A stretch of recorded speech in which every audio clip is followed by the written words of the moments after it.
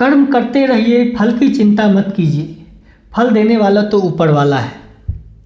आज मैं आपको एक छोटी सी कहानी सुनाता हूँ। एक नाव की व्यापारी था। उनके पास बहुत ढेर सारा नाव था। वो नाव को रेंट पे लगा दिया करता था। उसमें से एक नाव वो अपने लिए, खुद के लिए रखा हुआ था। जब वो नाव पुराना हो गया तो एक पेंटर को बुलाया और बोला, इस नाव को पेंट कर दो और इसे बहुत अच्छी तरह बना दो। बोला, ठीक है साहब। तो वो पेंटर अपना उस नाव को पेंट करने लगा। बहुत अच्छे से उस नाव को पेंट कर दिया। नाव के एक तरफ एक बेटे का नाम, दूसरे की तरफ दूसरे बेटे का नाम। करते करते वो देखा लास्ट में कि उस नाव में एक छेद हुआ पड़ा है।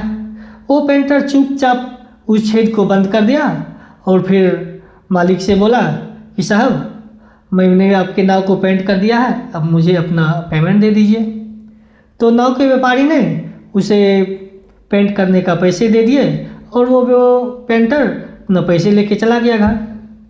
इसी तरह कुछ 2-4 महीने के बाद उस पेंटर के घर एक चेक आया। देखा कि इस चेक में बहुत सारा अमाउंट लिखा हुआ है।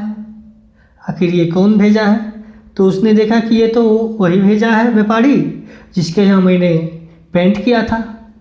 वो भागा भागा गया और बोला, साहब, आपने ये इतने अमाउंट का चेक हमें क्यों भेजा?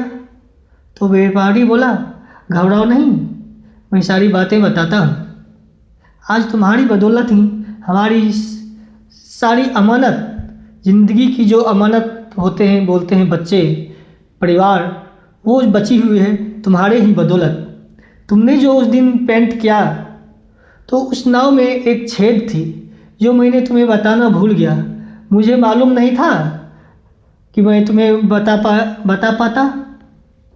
और जब वो गर्मी की छुट्टी हुई तो मेरे बच्चे उस नाव को लेकर सैर करने गए तो हमें अचानक याद आया, अरे उस नाव में तो छेद था। तो मैंने अपनी पत्नी को बोला, अरे उस नाव में तो छेद था, बच्चे उस पर चले गए, बहुत देर भी हो गई, अभी आ भी नहीं रहे। जब 1-2 घंटा बाद आया तो देखे बच्चे अपना खेलते कूदते आ रहे हैं। तो हम लोग अचंभित हो गए, भाई ये कैसे हो गया? जब जाके नाव देखा तो नाव तो सही सलामत था, उसमें कहीं कोई छेद नहीं थी। वो छेद तुमने ही उस पेंट के लिए, जब हमने तुम्हें बोला तो तुमने उस छेद को भी बंद कर दिया। अगर उस दिन तुम उस छेद को नहीं बंद किया होता तो आज हमारे दोनों बच्चे इस दुनिया में नहीं होते। इसीलिए ये जो मैं चेक तुम्हें दिया हूँ, ये तो कोई